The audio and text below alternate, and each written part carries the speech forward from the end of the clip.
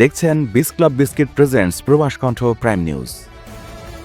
Malaysia জুড়ে immigration সিস্টেমে বড় ধরনের প্রযুক্তিগত ত্রুটির কারণে বৃহস্পতিবার ভোরে কয়েক ঘণ্টা ধরে চরম দুর্ভোগে পড়েন হাজারো যাত্রী ও সীমান্ত পারাপারকারী কর্মজীবী মানুষ। বিশেষ করে জোহর সিঙ্গাপুর স্থল সীমান্তে দীর্ঘ সারি, তীব্র যানজট এবং বিশৃঙ্খল পরিস্থিতির সৃষ্টি হয়।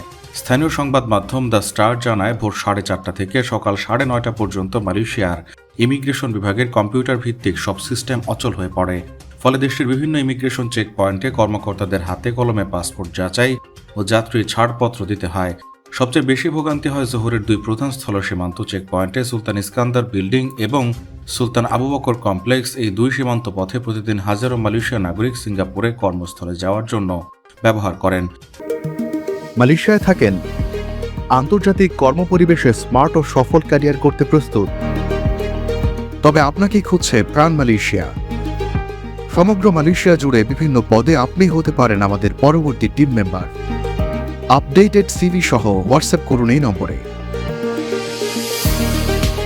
সেটি প্রথমবারের মতো ঘটলেও এরপর দ্বিতীয় দফা এবং তৃতীয় দফায় আরও একাধিকবার একই ধরনের ঘটনা ঘটেছে।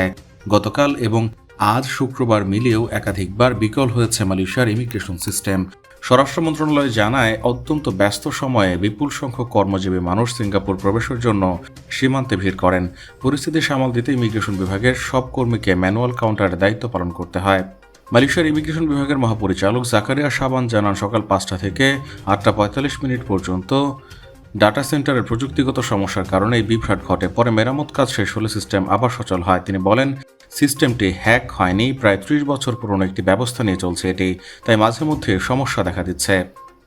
প্রবাস কণ্ঠ নিউজ ডেস্ক।